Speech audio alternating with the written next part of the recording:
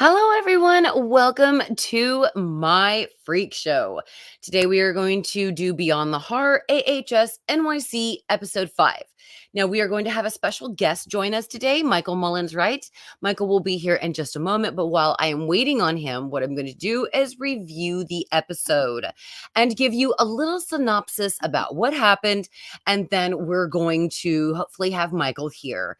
So, this video was written by Our Lady J and Jennifer Salt. And this episode was kind of crazy. Fran needs a job. And so she picks up a job at Kathy's fortune telling shop. And the next night, she goes to give Hannah and Adam, or she's at her job, and she gives Hannah and Adam a reading. Adam, thank you for being here. Not the same type of Adam, though, guys. Different Adam. Great guy, though. Okay. So the next night, Adam and Hannah come into her reading shop and Fran gives them a reading. She tells Hannah that she's going to have a daughter, and Adam stops the reading when he gets the death card. And the death card comes up for Hannah as well. But for all three of the cards that are pulled, Adam gets really upset because this is upsetting Hannah, and he tosses the deck off the table, and every card is the death card. But when they leave, the cards go back to normal, and it leaves Fran perplexed.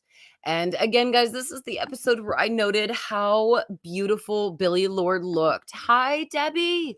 So glad you are here. Hello, Nathaniel. So glad to have you as well. Thank you for being here. I thought Billy Lord looked so beautiful. She was glowing in this episode, and it was I'm glad they did not hide her pregnancy in this season, and they actually wrote it into the show. Now, Patrick and Barbara are signing their divorce papers when she faints. And while she's in the hospital, she's like, Patrick, you're going to hate me, but I got a dog after we separated, and I need you to go and feed the dog.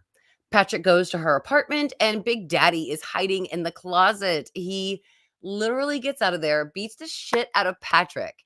And we really don't know what happens next because the police are at the apartment. Big Daddy's gone, and it's just Patrick. And basically, except for his partner, really no one believes that Patrick was attacked. So, guys, don't forget also, if you are enjoying the video, please like it. If you're enjoying the live stream, please like it. I would greatly appreciate it. Jello jiggle, jiggle jello. That's it. Sorry, wrong way. I guess I'm dyslexic. Great to have you again. Thank you for being here. Movie Man, love you so much for being here. Don't forget, guys, Michael is going to join us here in just a moment. I'm just going over the synopsis so that way we can kind of get through some things and then have him join us so we can chat. So don't forget, guys, if you are enjoying the live stream, please like it. If you want to go another step further, please subscribe. And if you want to go another step further, you can be a patron. But become part of the 15K subscribe club today. Now, Hannah goes in for a checkup with the doctor with the baby, and Adam surprises her there. And the doctor says that everything is fine, but Hannah's red blood cell count is low. And she tells Adam in private that everyone from the club that came in the night of the hospital fire all tested low red blood cell counts. So she doesn't know what's happening. And little do they also know as well that Mr. Whiteley works in that hospital and saw Adam go meet with Hannah. So I'm a little worried for Hannah and the baby from Mr. Whiteley at this point. Now, kind of as a joke, Theo takes Adam back to Faye at the psychic shop. And this time the table rattles and Sam is asking Fran who's going to die. And it's actually kind of funny, but she turns into a deadite from the Evil Dead and screams at him, you. And so, like, nobody heard her or anything like that. It was just Adam, but he ran out of the room. And Fran and Theo were like, dude, it was just the subway. It made the room shake. What was that? What's his deal? I love how it kind of made him look a little crazy.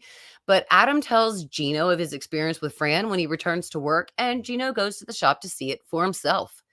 Kathy herself reads Gino's cards, and he gets the same cards that Theo drew: Judgment, the Devil, and Death. And she has him actually shuffle the cards and lay them out himself, where she doesn't touch them, so it's all his energy. Again, same cards. Then she goes into this trance telling Theo that he's a scared little boy who wants to help the world. He has no soul, but don't worry, he is dying, and so are his friends and his lover, Patrick. Oh, that was so hard to take. But basically, this angel of death offers him a kiss to take it all away. And he says that he does have a soul and he does know what love is and refuses her kiss of death. And when it's all over, Gino runs out of the shop and he goes home, I guess. But I just want to say that too, it was infuriating with real quick with the cards that she really wasn't pulling them right. They weren't reversed, especially when they were shuffling. And yeah, that was kind of infuriating for anybody who throws a tarot deck or pulls their own cards. So if there's any of you out there, I feel your pain. Now, we get so much in the final section of the episode. Let me break it down for you. Barbara's in the shower and she's basically fantasizing about Patrick. So much so that she doesn't see Big Daddy come into the shower. Now, sadly, Big Daddy strangles Barbara to death. And Patrick comes in right after to check up on Barbara, only to find that she's dead. And he goes home to cry on Gino's shoulder. However, Gino is terribly worried because he sees a sore on Patrick's shoulder that matches his own. Okay, now this one. In the Dungeon of Terror, which I've affectionately called it, Mr. Whiteley has gone on way too long. I mean, he's yada-ing the ears off of the two men that were in the elevator. They are now strapped to his table and victims to him. Oh, God, that sucks. So he says basically in 2 weeks at the Pride Parade, he's going to show everyone this sentinel that he's made up of the people that the city despises. And when people see it, it's going to change everything. I don't think that will happen. But I gave this episode 9 big daddies. So it was good. Don't get me wrong. And I thought the episode was well written. Thank you, Mrs. T. Death means rebirth. Exactly. And when I pull my own cards, I am so afraid of the death card because it can mean pregnancy. I remember when I pulled it one time right before I got pregnant, or well, before I knew I was pregnant with my son. And I thought, oh my God, I got the death card. Hello, Chase. It is so glad to have you here. Thank you for being here, darling. So yeah, I was like, oh crap, just pulled the death card. And so Blake was like, oh my God, Mary, you're gonna die. And I'm like, no, Blake, it means rebirth, new life, pregnancy. And so he looked at me, he's like, pregnancy, are you pregnant? And I said, no. So, but little did I know I was. So yes, Jiggle Jello, I absolutely do agree with you. Mr. Whiteley needs his own AHS spinoff series where, I mean, he was terrifying. And all of his medicine, like, how did he get all of that medicine? I know back then in the early 80s, I'm sure they didn't track it as well as they probably should have, especially as they do now. But it still was not easy to get drugs from a hospital. So where did he get all of this medication to drug everybody? Where did he get the supplies and the tools? It's just so weird. I want to know this stuff. I am so fascinated. I must know more about Mr. Whiteley. And if you guys, okay, real quickly, I have to say, Mr. Whiteley is also in another Ryan Murphy production. Eileen, hola, thank you. Nathan says, no, this isn't related to episode 5. Oh, hang on. We'll get to that. Don't read it, anybody. Sorry about that. Don't look at that. We'll get to that in just a second. I'll get to you, Nathaniel. But I thought Mr. Whiteley looked very familiar. And I went back and watched The Watcher again. And it's funny, I went back and watched The Watcher. And Mr. Whiteley is at the final episode he's the therapist for I guess it was the father, the Mr. the dad of Naomi Watts' husband. So yeah, I mean, I thought I saw him somewhere, and so I went back and rewatched The Watcher and saw him on the final episode of The Watcher, and I thought that was great. He was great as the therapist. So if you guys have Netflix, or if you haven't had a chance to watch The Watcher, or if you have watched it, Go check out that final episode because he is the therapist. I thought that was really cool. So, um, Chase's, do we ever figure out who Big Daddy was? Yes, and we'll discuss that in just a minute. So, what we're going to do, guys, is another 5 minutes. We're just going to talk about the episode, and then we're going to move on. Well, actually, we're going to wait just a little bit longer before we move into what this episode and how it ultimately meant for the end in just a moment. I just want to give Michael time to get here. He is running a personal errand right now, so he will be here in just a moment. And if he is not able to, I know he'll definitely join me very, very, very soon. So there was so much in this episode. Like, how did Big Daddy go past the cops and kill Barbara? I mean, this was just so crazy. And this is what actually gave me the idea that Patrick is Big Daddy, because he had the means, the motive, and the opportunity to kill Barbara. And he also had just, I mean, in my opinion, more than likely he had this dissociative identity disorder, and therefore he was Big Daddy, and therefore the Big Daddy that everybody was seeing was how Patrick saw himself. It wasn't actually Patrick in the mask. It was the way Patrick viewed himself as Big Daddy. So, but yeah, I mean, I know that theory was kind of like everybody kind of like, what? That is so stupid. I cannot believe that. Why would you even think that? But I had darn good reason to think that. And sadly, people with DID, they see themselves in a completely different light, and they can even see themselves as a female.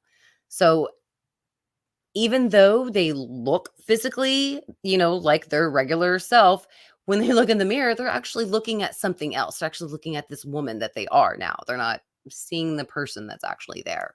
So that's why I was, yeah, thinking that it was Patrick. So, yeah, I mean, I honestly thought he was a person, but that's why it made sense that in the episode before, when Patrick saw Big Daddy in the actual park and shot at him, and all of a sudden he disappeared, it made sense to me that the reason why he disappeared was because Patrick shot at his own identity that he thought he was looking at that time. But when he shot it, it's kind of like he shattered that identity. So, and then when he went to Barbara's house, it's almost like he confronted that identity, and they kind of had. Thank you, Debbie. Thank you. It was a great theory. I reached far and wide for that one. Mrs. T, everybody has some Big Daddy. That's right.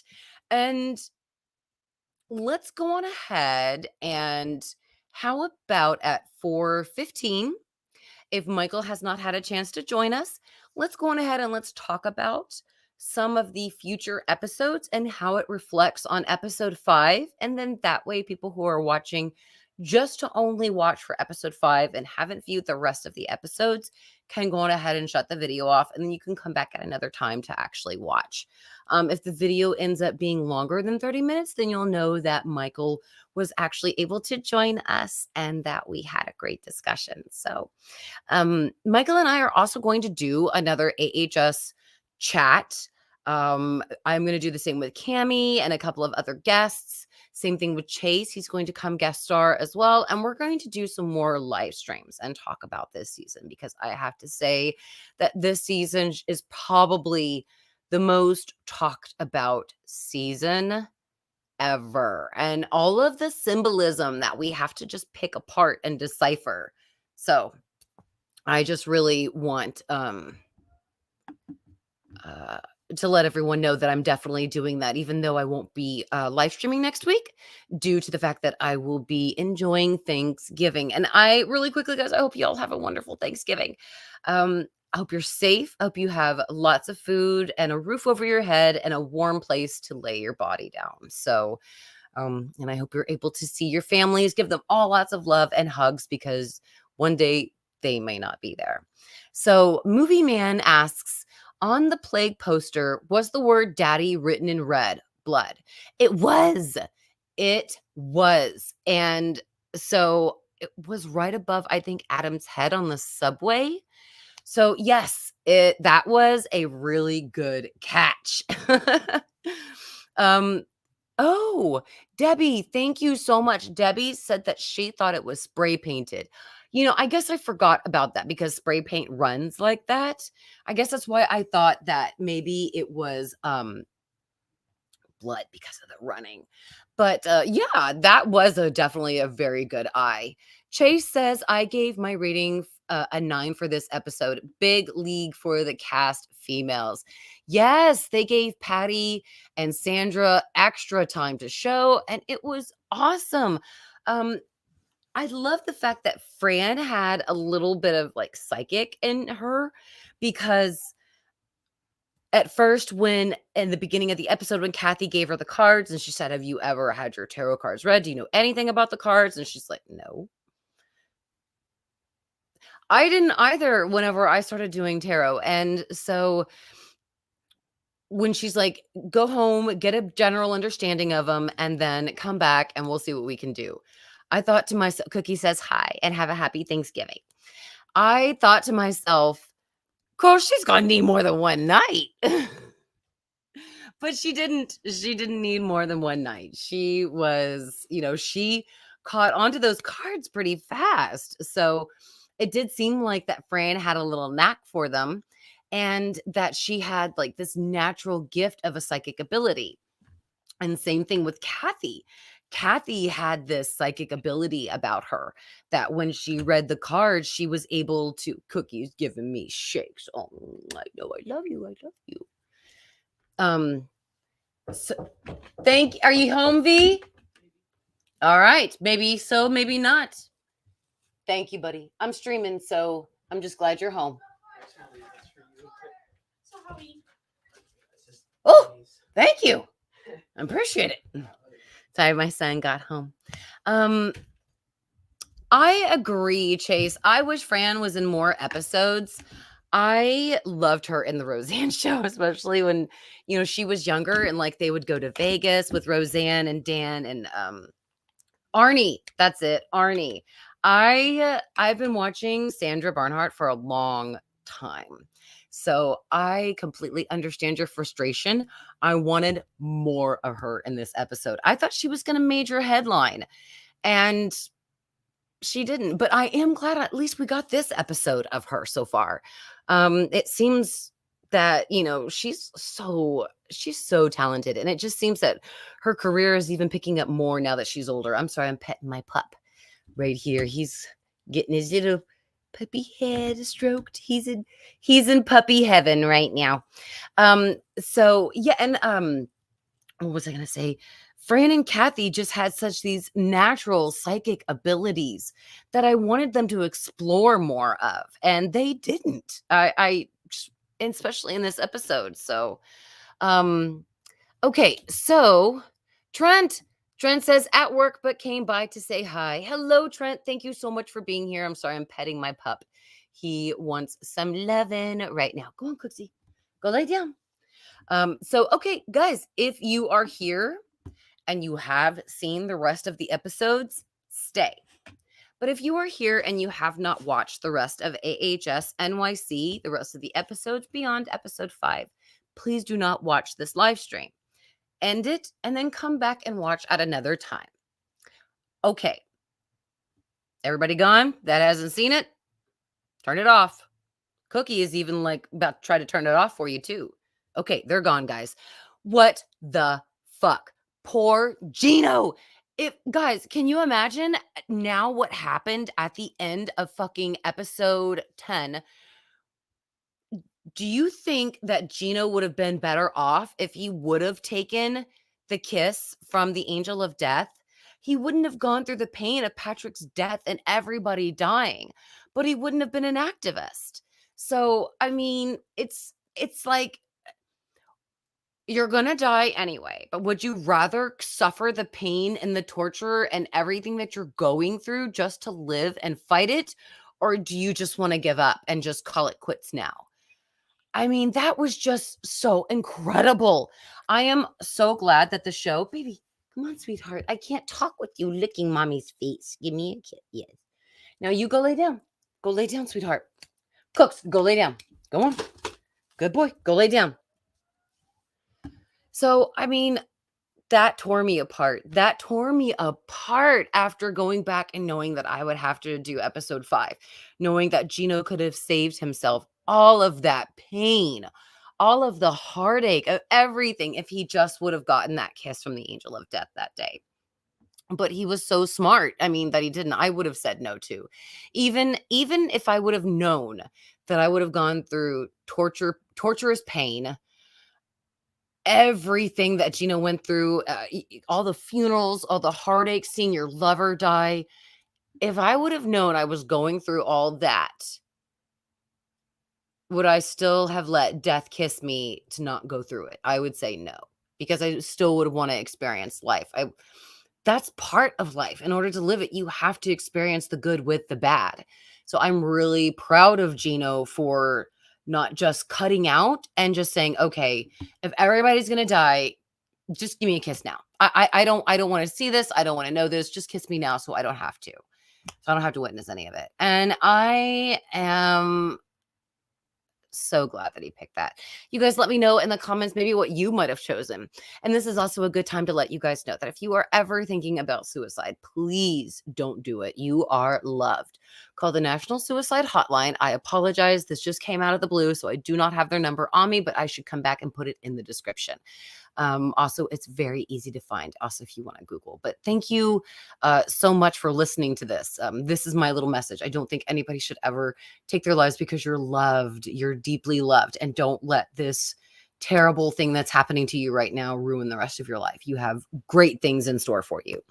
So Debbie says that why does Ryan Murphy think all lesbians have roving gangs of scary butches and curious teenagers? LOL, he knows Sarah Paulson.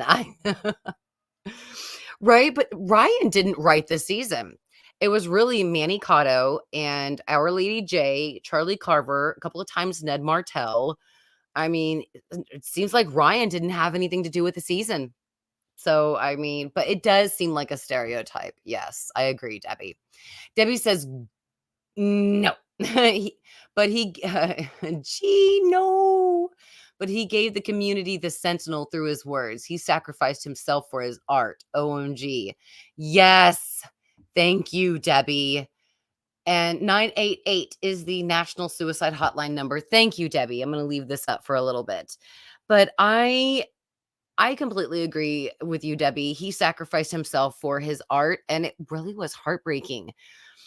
Especially now that all those cards made so much sense that they were all going to die. Hannah, the baby, Adam at some point, and it was just, oh my God, it was so gut-wrenching. This episode gave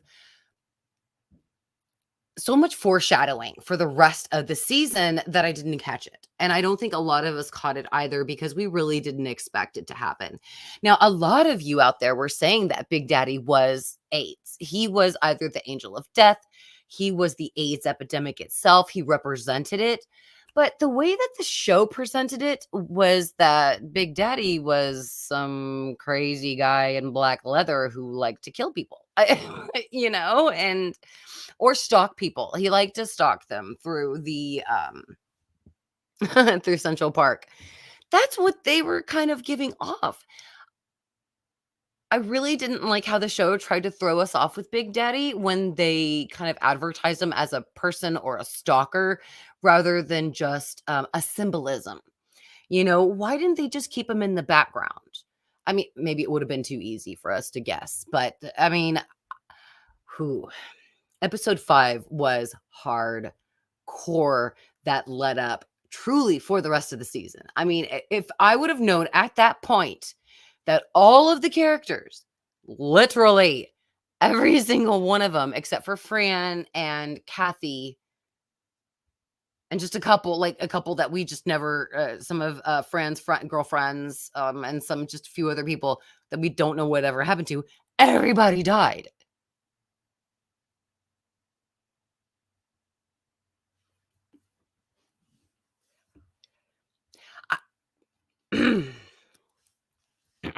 I remember somebody in the comments said something about how savage it would be if Ryan Murphy or if the writers killed off every single character from the season at the end of it. That would be absolutely savage.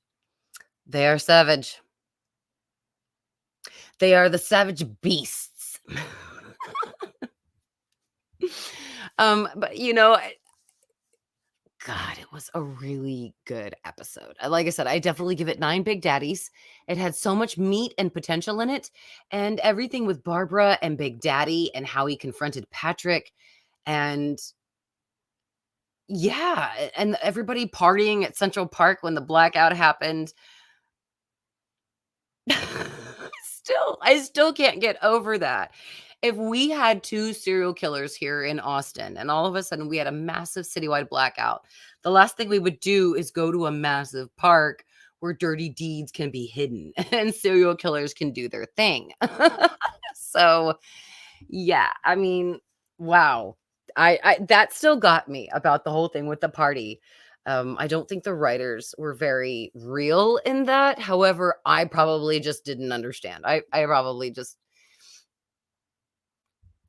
probably just using my logic a little too much, and I probably should stop. That way, if I just suspend some logic a little bit, I will be able to understand a little bit more. So, Debbie says Freak Show was the last AHS that made me cry like this. Oh my God, Hotel made me cry like this when Tristan was reunited with Liz. Oh, I cried, like ugly cried when Tristan and Liz were reunited. That was so beautiful. Um, Chase says, you think Fran or Kathy was the new angel of death working with Big Daddy? He seemed like the big boss, like James Patrick March from Hotel. I did kind of wonder that in this episode, especially of how Kathy could sort of like channel the angel of death somewhat in this episode, of how the angel of death showed up. I mean, why would she show up? Why is she there to give Gino a kiss when everybody else is supposed to go through pain and terror? It didn't make a lot of sense. But it would make sense that Fran or Kathy like had a connection, a psychic connection to the other side, and the angel of death came to connect with Gino and take him. So I wish they would have kind of gone that route, but yeah. Absolutely. Oh, Debbie is so sweet and says, "Oh yes, that was crappy, or that was a happy cry in Hotel. Totally different category in my brain. LOL." That is true. I guess I guess that is something that should be constituted. I guess when I think of ugly cry, I guess I think regardless of they're happy or not, they're the same. But I get you, Debbie. I get you, girl. Whitebeard Production says Big Daddy is not a killer, but a representation of the Grim Reaper. Yep. It just confused me when they had him interacting with a lot of the cast, and then all of a sudden he disappeared. But I'm so ready to go through a rewatch. I have to go through the trauma again. That is the finale, and I'm not ready for that yet. Not until after Thanksgiving. Because this is going to be the first holiday without my dad, and that's going to be traumatic enough. I don't need AHS traumatizing me even more. So, okay, guys, well, I'm going to go ahead and wrap up this Beyond the Horror. There is going to be one more. Give me about half an hour. I'm going to see if I'm able to get Michael, and I'm going to take a restroom break, a drink break, and I will be back at a little before 5, and we'll talk about episode 6. Thank you all so much for being here. I really appreciate your support. If you guys enjoyed the video, please like it. If you want to go a step further, subscribe. And yeah, don't forget about the tearjerker that watches Sexy Scathach. That guy's out there. I mean, I beg Daddy